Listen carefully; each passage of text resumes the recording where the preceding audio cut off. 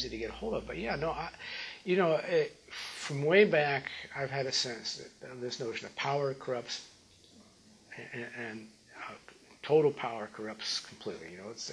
But the other side of that coin is powerlessness. It is truly a seedbed of violence. That where people have few or no avenues to gain a voice that affects the decisions that impact their lives daily, they reach out for whatever they can. And when that accumulates historically over not only a year or two, which would be beyond comprehension for most of us here, but when it accumulates over generations, when it literally is an accumulation that settles in almost generationally, that level of frustration is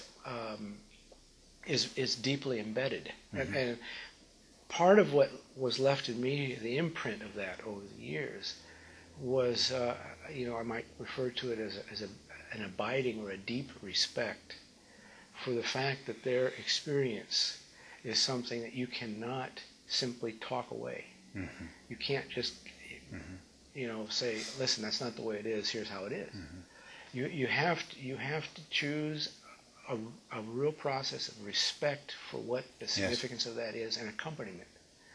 And the accompaniment notion of moving alongside, and then from alongside asking questions about what are the range of alternatives? What are the spaces that we have that we can think about? So what did you say? They say, your pacifism, John Paul Lederach, you're a nice man, but it's not relevant to us. You have no idea what it's like for us to live in this country where we feel we can be hacked to death at any moment. And that we have no rights here. Well, how did you begin with that? You try everything you can, and you suddenly discover you don't really have an answer, because they really aren't asking you a question.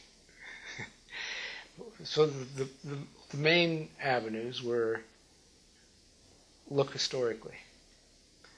Show me where violence has not planted the seeds of the same thing happening again. And you may think that this resolves something at this point, but it's going to replant the very thing that you wish to get rid of. That would be one of the discussions that we would have endlessly. Endlessly. I mean, I don't want to lose track of that word, because I think that's the key operative word. It was an endless discussion. I mean, we had about a third of the House was from the Middle East, up from North Africa all the way across the Middle East, and same exact kinds of issues. But it was great. It was much better than a classroom.